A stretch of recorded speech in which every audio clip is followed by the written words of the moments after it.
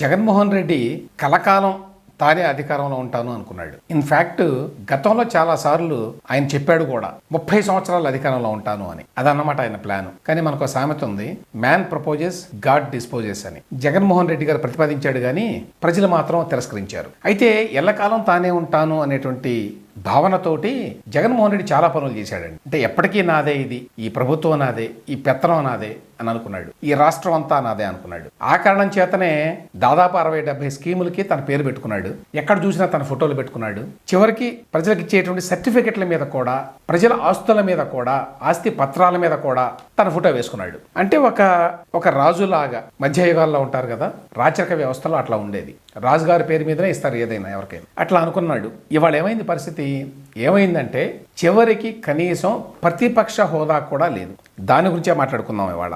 ఏంటి ఈ ప్రతిపక్ష హోదా అనేది? ప్రతిపక్ష హోదా అనేది ఒక రికగ్నైజ్డ్ పొజిషన్. ఊరికే మనం మాటగా అంటాం కాదు. ఎందుకంటే ప్రతిపక్ష నేతకి క్యాబినెట్ హోదా ఉంటుంది. అంటే ఒక మంత్రికి ఏ రకమైనటువంటి శాలరీ, పెర్క్స్ లేక స్టాఫ్ ఉంటారో అదే రకమైనటువంటి వసతులు ప్రతిపక్ష నాయకుడు కూడా ఇస్తారు. అది అపోజిషన్ లీడర్ స్టేటస్ అంటే. దాంతోపాటు ఇంకా చాలా ఫెసిలిటీస్ ఉంటాయి. అంటే హౌస్లో ఎక్కడ కూర్చోవాలి అంటే అపోజిషన్ లీడర్కి ఒక ప్రామినెంట్ ప్లేసే ఇస్తారు కూర్చోవడానికి. అదేవిధంగా అసెంబ్లీలో జరిగేటువంటి బిజినెస్కి సంబంధించి నిర్ణయాలు తీసుకునే ముందు స్పీకరు అపోజిషన్ లీడర్ను కూడా పిలిచి ఆయన అభిప్రాయాలను కూడా తీసుకోవాలి. ఆయనతోటి సంప్రదింపులతోనే నిర్ణయాలకు రావాలి. ఈ రకంగా మన పార్లమెంటరీ వ్యవస్థలో అపోజిషన్ లీడర్కి ఒక గుర్తింపునిచ్చారు. ఇప్పుడు జగన్మోహన్ రెడ్డి గారికి అపోజిషన్ స్టేటస్ లేదు. ఎందువల్ల అంటే మన నిబంధనల ప్రకారం ప్రతిపక్ష నేత హోదా రావాలి అంటే మొత్తం సీట్లలో 10% సీట్లు రావాలి. ఆంధ్రప్రదేశ్ అసెంబ్లీలో ఉన్న సీట్లు 175. అంటే 18 మంది ఎమ్మెల్యేలు ఉండాలి ఒక పార్టీకి కనీసం. ఉంటేనే ఆ పార్టీకి ప్రతిపక్ష పార్టీగా గుర్తింపు వస్తుంది అధికారికంగా. ఇప్పుడు జగన్మోహన్ రెడ్డి వైఎస్ఆర్సీపీకి వచ్చిన సీట్లు 11.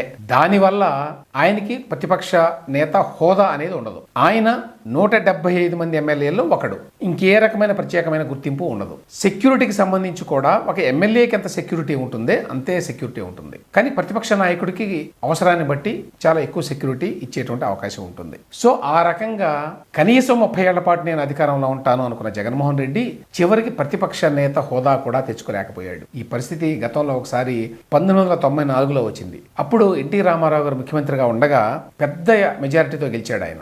216 సీట్లేమో వచ్చినాయి ఆయనకి. అప్పుడు కాంగ్రెస్ పార్టీకి వచ్చిన సీట్లు 26. 294 మంది సభ్యులు ఉన్నారు అప్పటి అసెంబ్లీలో. 294 మంది ఉన్నారంటే కనీసం 30 మంది ఎమ్మెల్యేలు ఉండాలి ప్రతిపక్ష పార్టీగా గుర్తింపు రావాలంటే. కానీ 26 మంది ఎమ్మెల్యేలు మాత్రమే గెలిచారు. దానివల్ల దాన్ని ప్రతిపక్ష గ్రూపుగా మాత్రమే గుర్తించారు కానీ ప్రతిపక్ష హోదా ఇవ్వలేదు. ఇప్పుడు కూడా అదే పరిస్థితి వైఎస్ఆర్సీపీకి అసెంబ్లీలో. జగన్మోహన్ రెడ్డి ఏ స్థాయిలో తాను ఊహించుకున్నాడు అంటే చాలా ఏర్పాట్లు చేసుకున్నాడు. ఎప్పటికీ నేనే ముఖ్యమంత్రిని అని. అందులో చెప్పుకోదగ్గదే ఆయన సెక్యూరిటీ వ్యవస్థ. భారతదేశంలో మరే ముఖ్యమంత్రికి లేనటువంటి సెక్యూరిటీ అపారటస్ని ఆయన తయారు చేసుకున్నాడు. అందుకోసం ఒక చట్టాన్నే చేశాడు. ఆ చట్టం పేరు స్పెషల్ సెక్యూరిటీ గ్రూప్.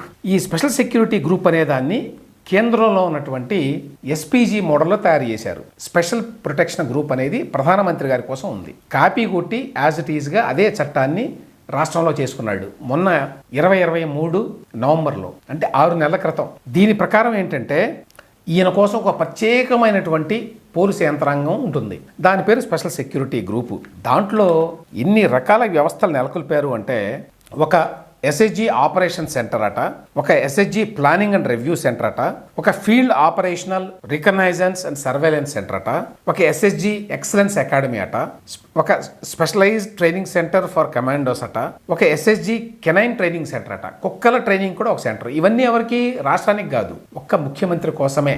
ముఖ్యమంత్రి, ఆయన కుటుంబ సభ్యులు అని రాశారు చట్టంలో. అంటే ఆయన భార్య, ఆయన పిల్లలు, ఆయన తల్లిదండ్రులు, ఆయనకి తల్లి మాత్రమే ఉన్నదనుకోండి, వాళ్ళకి మాత్రమే. అంటే ఏ స్థాయిలో తానే చాలా ప్రధానమైన వ్యక్తి, ఇంకెవ్వరూ కాదు అని జగన్మోహన్ రెడ్డి అనుకున్నాడు అంటే, మీకు సెంట్రల్లో ఉన్నటువంటి ఎస్పీజీ చట్టం ప్రకారం ప్రధానమంత్రితో పాటు ప్రతిపక్ష నాయకుడికి కూడా అవకాశం కల్పించారు. ప్రతిపక్ష నాయకుడికి కూడా ఎస్పీజీ ప్రొటెక్షన్ కల్పిస్తారు. కానీ ఈయన చేసుకున్నటువంటి స్పెషల్ సెక్యూరిటీ గ్రూప్ చట్టంలో ఒక ముఖ్యమంత్రికి మాత్రమే, ఆయన కుటుంబానికి మాత్రమే, ఇంకెవరికి లేదు, ప్రతిపక్ష నాయకుడికి లేదు. అట్లా చేసుకున్నాడు జగన్మోహన్ రెడ్డి చట్టాన్ని. 431 పోస్టులు శాంక్షన్ చేశాడండి దాని ఒక్కదాని కోసం, తన రక్షణ కోసం. గాల్లో ప్రయాణించేటప్పుడు, నేల మీద ప్రయాణించేటప్పుడు, సముద్రంలో ప్రయాణించేటప్పుడు, విదేశాల్లో ఉన్నప్పుడు అన్ని చోట్ల 24/7 భారీ సెక్యూరిటీ. అంతేకాదు ఆయన కుటుంబ సభ్యులకు కూడా పెట్టాడు. లండన్లో వాళ్ళ పిల్లల కోసం సెక్యూరిటీ వాళ్ళని పెట్టారు. ఎందుకంటే చట్టంలో ఉంది అది. ఆ స్థాయిలో తను తాను ప్రమోట్ చేసుకొని ఒక డివైన్లీ ఎలక్టెడ్ లీడర్ లాగా ఊహించుకున్నాడు జగన్మోహన్ రెడ్డి. ఊహించుకొని ఇంత భారీ ఏర్పాట్లు చేసుకున్నాడు. అంటే చాలా చేసుకున్నాడు. ఒక ఎగ్జాంపుల్గా చెప్పాను నేను. అటువంటి వ్యక్తికి ఇవాళ ప్రజలు ఏ రకంగా బుద్ధి చెప్పారు? ఇప్పుడు ఈ స్పెషల్ సెక్యూరిటీ గ్రూప్ అంతా కూడా చంద్రబాబు నాయుడు గారి కోసం పనిచేస్తుంది అన్నమాట. ఆయనకి ఆల్రెడీ Z+ కేటగిరీ సెక్యూరిటీ కాబట్టి నేషనల్ సెక్యూరిటీ గ్రూప్ వాళ్ళు కూడా ఉన్నారు. ఆయనకి ప్రత్యేకంగా కూడా అవసరం లేదు ఆయనకి. మరి ఇప్పుడు ఏం చేస్తారో తెలియదు. గుణపాఠం ఏంటంటే మనమే శాశ్వతం అని చెప్పి అనుకోకూడదు. అధికారమే శాశ్వతం అని అనుకుంటే ఇదిగో ఇటువంటి అహంకారపూరితమైనటువంటి పనులు చేసి తర్వాత దెబ్బతింటారు.